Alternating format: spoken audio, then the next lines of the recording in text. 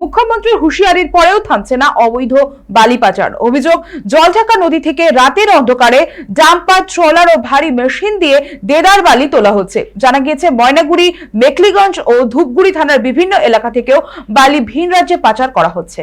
এই মুহূর্তে আমাদের সাথে ফোন লাইনে রয়েছেন আমাদের প্রতিনিধি সানি রায়। সানি, এই ঘটনা তো নতুন নয়, এর আগে একাধিকবার এই অভিযোগ উঠে এসেছে, অর্থাৎ এই বালি পাচারের মানে কখনো মধ্যরাতে কখনো দিনে দুপুরে দেখা গিয়েছে যে বালি পাচার চলছে এবং এই চক্রতে কি কোনোভাবেই রাশ টানা যাচ্ছে না, কি জানতে পারছো?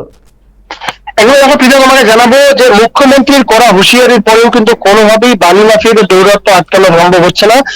ইতিমধ্যেই স্থানীয় প্রশাসন, স্থানীয় বাসিন্দাদের তরফ থেকে যে অভিযোগটা করা হচ্ছে যে পুলিশ প্রশাসনের ভূমি ও ভূমি রাজস্ব আধিকারিক থেকে পুলিশ প্রশাসনের প্রত্যক্ষ পরোক্ষ মদতে কিন্তু এই বালি মাফিয়াদের দৌরাত্ম লাগামহীন ভাবেই কিন্তু চলে আসে। তোমাকে জানাবো জলপাইগুড়ি জেলার ময়নাগুড়ি এবং ধূপগুড়ি যে সংলগ্ন এলাকা রয়েছে, পাশাপাশি তোমাকে জানাবো বিজেপির যে সাংগঠনিক জেলা যেটা কোচবিহার এবং যে জলপাইগুড়ি এর তত্ত্বাবধানের মধ্যে রয়েছে, সেখানে কিন্তু দেদার ভাবে জলঢাকা নদী থেকে বালি পাচার চলছে। এবং তোমাকে জানাবো শুধুমাত্র রাতের অন্ধকারের কাজে লাগিয়ে নয়, পাশাপাশি দিনের আলোতেও কিন্তু রীতিমতো ফোকলেন মানে সেখানে বালি উত্তোলন করা হচ্ছে। একেবারে রীতিমতো যে বাঁধ রয়েছে জলঢাকা নদীর বাঁধ, সেই বাঁধকে রীতিমতো একেবারে রাস্তার রূপ দিয়ে সেই বাঁধকে ধরে ডাম্পার, কখনো ট্রাক্টর ট্রলি এবং রীতিমতো ফোকলেন নামিয়ে কিন্তু বালি পাচারের সঙ্গে যুক্ত হয়েছে সক্রিয় ভাবে। এবং তোমাকে জানাবো এই সমস্ত এলাকা থেকে যখন আমরা সাধারণ মানুষের সঙ্গে কথা বলতে যাই, তখন তারা কিন্তু একেবারে ক্রমশ আতঙ্কিত এবং তারা কোনোভাবেই এই ধরনের কোনো মন্তব্য করতে চায় নাম প্রকাশ্যে অনিচ্ছুক একাধিক গ্রামবাসীদের অভিযোগ যে তৃণমূল আশ্রিত দুষ্কৃতী এবং যারা তৃণমূলের ক্ষমতায় রয়েছেন তাদের মদতেই কিন্তু এই ধরনের বালি পাচার চলছে। এবং দীর্ঘদিন ধরে বারবার এই জলঢাকা নদী থেকে বালি উত্তোলনের ফলে নদীর গতিপথ যেমন একদিকে পরিবর্তন হচ্ছে, পাশাপাশি জানাবো যে বিগত কয়েক মাস আগে কিন্তু জলঢাকা নদীতে ভয়ঙ্কর ভাবে বন্যা কবলিত হয়েছিল এবং একাধিক গ্রাম কিন্তু একেবারে প্লাবিত হয়েছিল, যার জেরে কিন্তু এখনো পর্যন্ত স্বাভাবিক ছন্দে ফেরেনি জলঢাকা নদী সংলগ্ন একাধিক ভোগলা পাতা থেকে শুরু করে একাধিক গ্রাম, যেখানে এখনো পর্যন্ত কিন্তু একেবারে বিভীষিকার রূপ রয়েছে। সে জায়গায় দাঁড়িয়ে বারবার এই বালি মাফিয়াদের দৌরাত্ম্য কোনোভাবেই ঠেকানো যাচ্ছে না। ভূমি রাজস্ব আধিকারিকের একাধিক পদক্ষেপের পরে তোমাকে জানাবো ময়নাগুড়ি যে বিএলও রয়েছেন তিনি কিন্তু একাধিকবার এই সমস্ত এলাকাতে অভিযান চালাতে গিয়ে গুরুতর আহত হয়েছিলেন, তার উপরে হামলা চালানো হয়েছিল। তারপরেও এই ধরনের এই যে বালি মাফিয়াদের দৌরাত্ম্য তার মধ্যে কোনো ঠেকানো যাচ্ছে না। সর্বোপরি তোমাকে জানাবো যে প্রশাসনিক মদতেই কিন্তু এই ধরনের বালি মাফিয়াদের দৌরাত্ম্য চলছে বলেই কিন্তু সাধারণ মানুষের অভিযোগ। এবং রাজ্যের যে মুখ্য বিরোধী দল বিজেপি তারাও যেমনটা অভিযোগ করছেন যে তৃণমূল আশ্রিত দুষ্কৃতী এবং তৃণমূলের যে যারা নেতা কর্মী রয়েছেন তাদের মদতে এই ধরনের বালি পাচার চলছে।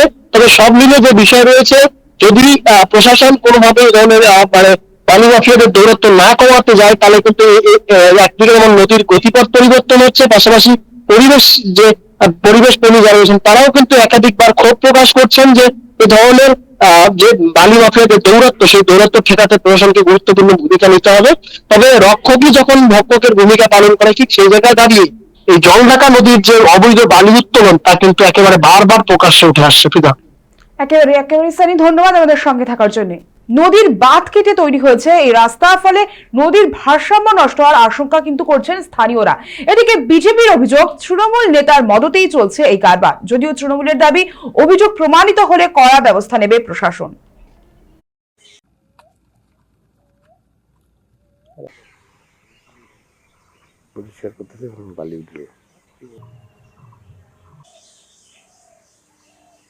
পুলিশ বান ডিপার্টমেন্ট আমার চোখের সামনে এলে কাজ আছে, আমরা দেখি না।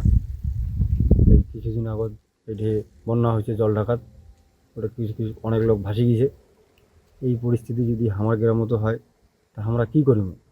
তো হাত জোর করি অনুরোধ উপর মহল থাকি যাতে এইটা বন্ধ করে দেওয়া হয়।